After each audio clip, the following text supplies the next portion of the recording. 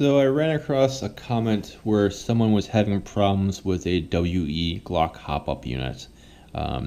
So I have a stock WE Glock 35, which is a 34 with a fire selector, which doesn't exist for the real world, but whatever. So I'm going to disassemble it. We're going to go over it, the pros and cons, and to see if we can help this guy out. So if you haven't disassembled a Glock before, for airsoft, all you need to do is pull down the tabs. You don't have to pull the trigger like you do on a real one. Just pull it down, push back, go forward, comes off. Spring kind of comes out. Glock 34, 35s from WE have this little buffer tube or spring guide buffer. Pull my bin, and then the barrel comes out. Comes out, and then the hop up and the inner barrel comes out. Easy stuff. So there's two screws here and here, Phillips heads. Use my screwdriver to take these out while holding everything in place. Nice thing about the WE Glock Hopup units is they're very easy, but there are some problems. Take up the top, and the other parts came off. That's fine. So the waist is in.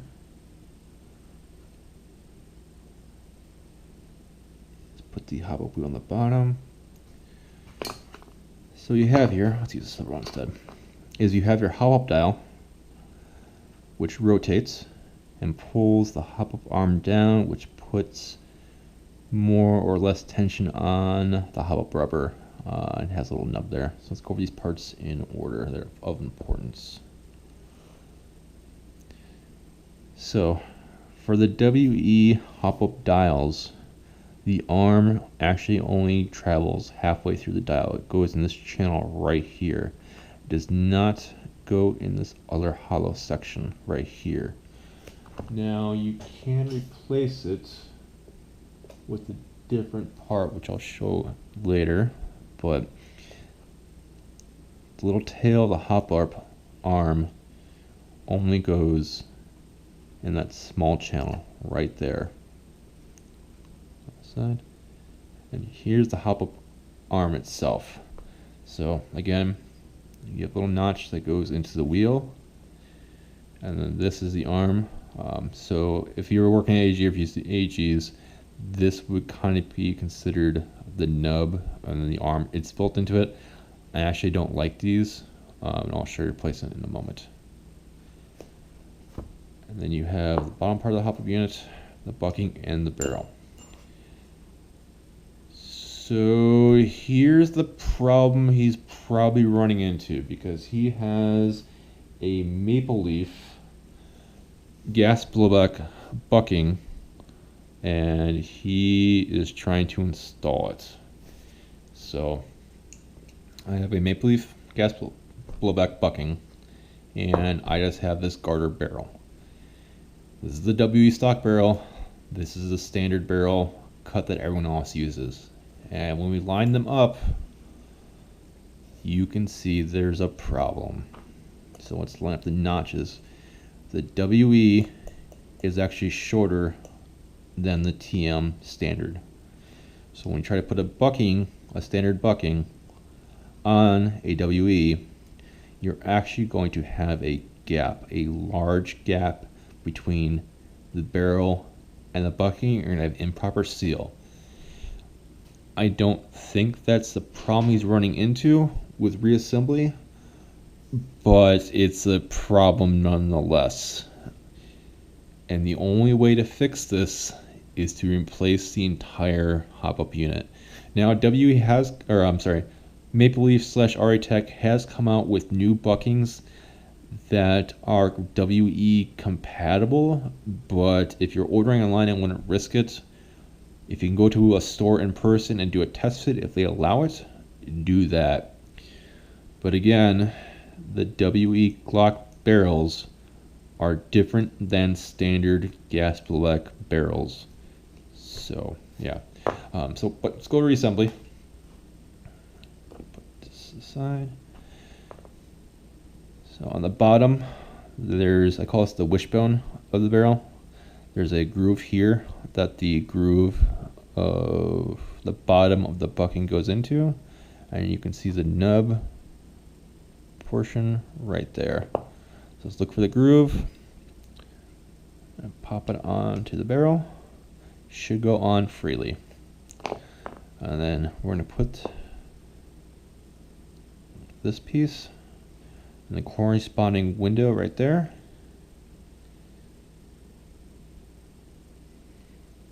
We'll do finger tight, make sure everything lines up.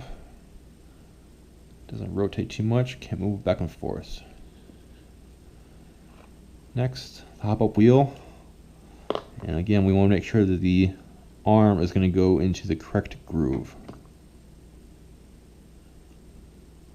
So we're going to position that on the top side, and we don't want it on our tension while we're assembling it. So we're going to have it where it has the least amount of hop, right there. Next, we're going to take the hop-up arm, make sure that is in the correct groove. Everything's more or less straight. Just double check everything, looks good. The hop-up arm will fit into this notch right here. Let's do it finger tight. Just make sure everything is lined up. There's no seams, there's nothing else. Looks good.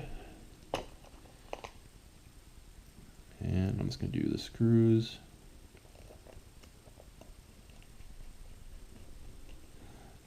Do each screw part way. Don't get it tight on the first pass because you want to get both screws in there. And then now I have the second screw in there. I'm going to get this finger tight.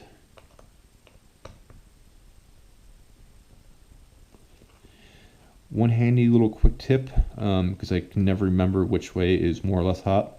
What I do is I score it, so I have a minus on the left and a plus on the right, or you can just check your hop-up unit and watch it, see how it's going down when I go right, and I can just mark it. So that way when I go to adjust my hop-up, I don't have to see which way it's going and adjust. I can just look at my notches and go, oh, okay, this way is for more, this way is for less.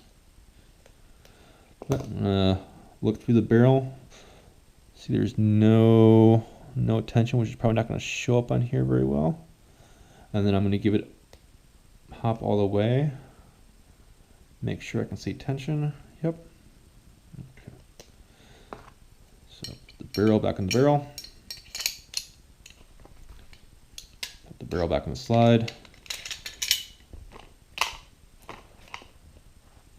Put the buffer spacer. Not all of them have this. I think it's just mostly the 34s. And spring guide slightly. This goes in, there, and then slide it back on.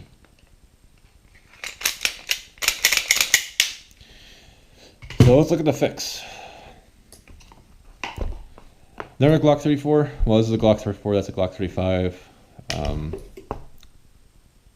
I just like the slightly longer Glock. But anyway.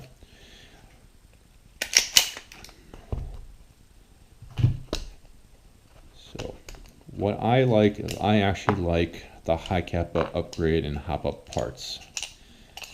And the reason for that is because there's more part available for it because it's just the high kappa parts.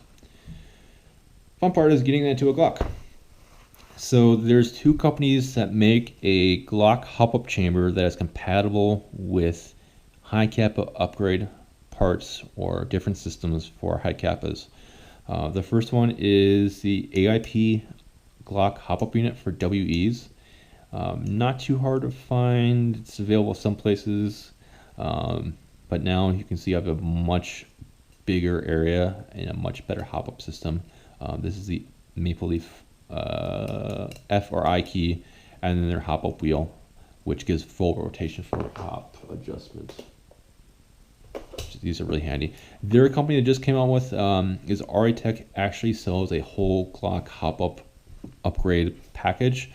So they sell just the hop-up unit, and then they sell one that has their barrel, their hop-up unit, their hop-up dial, their hop-up arm, and then their hop-up F key.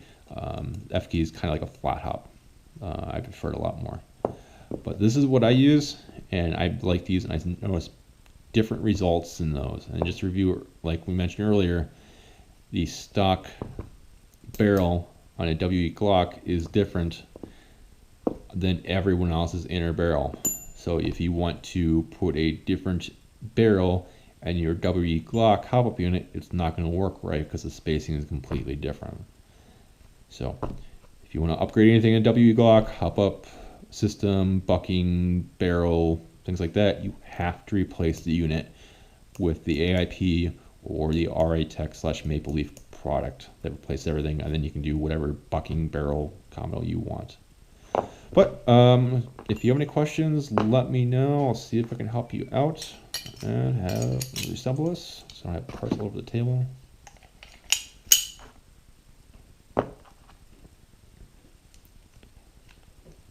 But I hope this helps the guy out so he can get his Hopup unit reassembled. And if you have any questions, let me know and I'll see if I can help you out.